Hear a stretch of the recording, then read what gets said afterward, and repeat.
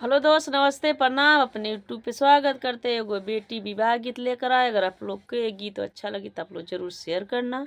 और ना हो तो सब्सक्राइब लाइक कर देना, प्यारा सा कमेंट करके बताना है गीत। ऊंचही कोठा के नीचे दुआरिया, ऊंचाई कोठवा के नीचे दुआरिया, अरे दरजन लागेला केवाड़ी, बीच बीचमा मोती लागी गईल, अरे दरजन लागेला केवाड़ी, बीच बीचमा मोती लागी गईल, अरे तेई पैठी सुतन बाबू हो दुल्हे राम, अरे तेई पैठी सुतन बाबू हो दुल्हे राम, अरे को राम दुला दीनिया ही रानी, बीच बीचमा मोती लागी गईल, अरे को राम ही दुलहिनिया ही रानी, बीच बीचमा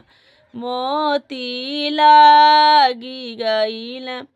तेही पैठी जगावेली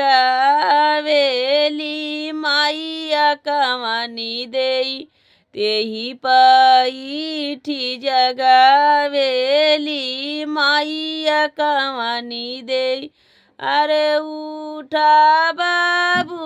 बाइला बिनु सार, बीच बीचमा मोती लागी गईल, अरे उठा बाबू भाईला बिनु सार, बीच बीचमा मोती लागी गईल, कैसे के जानलुए मैया भाईला बिनु सहारा, कैसे के जानलुए मैया भाईला बिनु सहारा, अरे आहिरा घरवा लाग धेनु गाई, त ओइस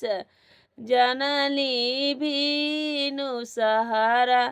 अरे आहिरा घरवा लाग गैया से भइस, त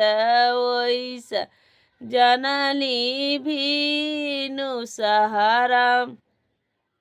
ऐसन मैया डोमे हाथे बेचबो, ऐसन मैया डोमे हाथे बेचबो, अरे आलर निदिया दिहली जगाई, त बीच बीचमा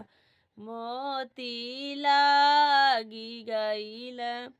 अरे आलर निदिया दिहली जगाई, बीच बीचमा मोती लागी गईल, ऊंचाई कोठावा के नीचे दुआरिया,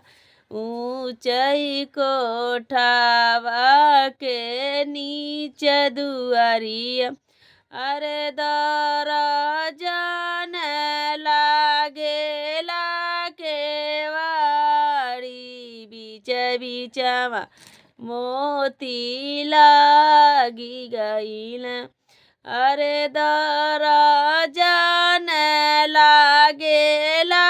केवाड़ी, बीच बीचमा मोती लागी गईल। आप लोग के गीत अगर अच्छा लगे तो आप लोग जरूर शेयर करना, कमेंट करके बताना है गीत को।